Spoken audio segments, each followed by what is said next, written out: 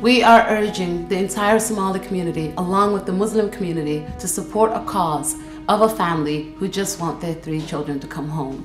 The children were removed by London Social Services 19th of December 2008. The children were brought up by their aunt, who's been raising them for the last 4 months. The eldest is 9 years old. The middle child is 6. He suffers from global developmental delays. The youngest, then 4, is now 5 years old. They have been away from home for the past 3 months, and the reasons as to why they were taken or any indications of how long they will be away remain unknown. All we know is that there is a family that's been fighting for the right to their children that they have been raising for the past 4 years, but are not allowed to have them back home. The case of this particular family is now in court. London Social Services have not been successful in providing evidence strong enough justifying the removal. Yet, they are now requesting for an assessment to be done. An assessment means further investigations because they do not have clear, evident reasons. That assessment will take 6 months. The courts have granted this. They have granted for the children to remain away from home. The eldest and the youngest are with a non-Muslim family.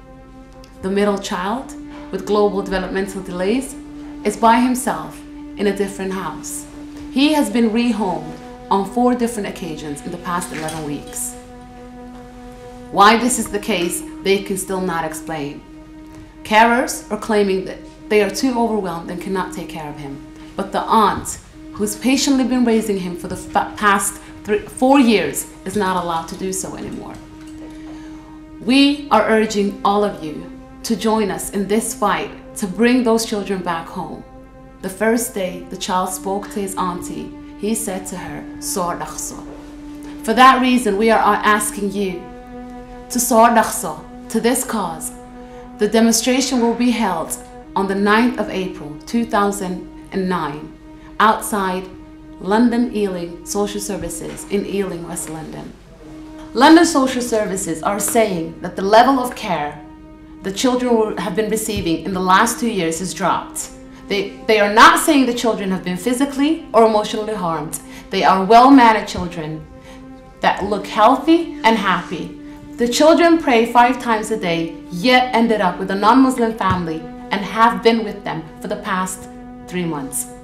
If united, we can fight for the rights of our children. We can fight for our rights to raise them according to our culture and our religion, according to our family values. If not, then we will not have the chance to do so.